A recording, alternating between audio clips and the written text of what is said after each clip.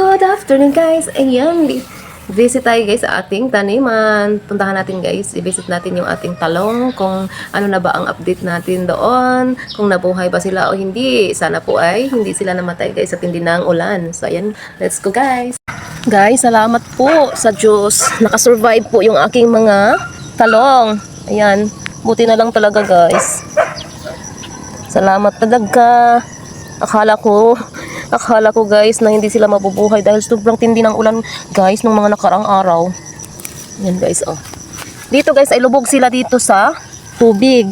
So ang ginagawa ko guys, kasi mayroon ako mga mayroon talaga ako palaging lupa guys, na mga magagandang lupa guys. Yung mga pinaano ko talaga na lupa. Yan. Mga sinadya ko talagang i-compost. Yun ang aking mga nilagay dito guys. So ayan, hindi na sila lubog. Ayan. Siguro ganun din. Kung hinayaan ko siguro yun guys, ay mamamatay talaga sila. Kaya ayan, nakasurvive din sila guys dahil sa aking tindi ng pag-aalaga guys. At mali pala. Ako ang nagtanim, ang Diyos ang magpapatubo nito guys. Ayan. Tinutulungan niya ako para ito ay mabuhay. Kasi ito talaga yung aming mapagkukunan ng ulam. Ayan guys, oh dito guys banda ay sobrang lubog na lubog talaga siya.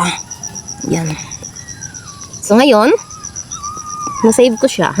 At sinave din siya ng Diyos. Ayan. Ito pa. Ayan.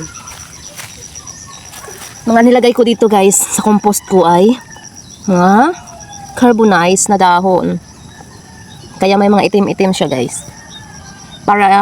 Para hindi malapitan ng mga insekto guys. Yung mga rats, mga roots niya guys. Ayan. Ayan pa guys. Oh. Ayan. Thank you Lord.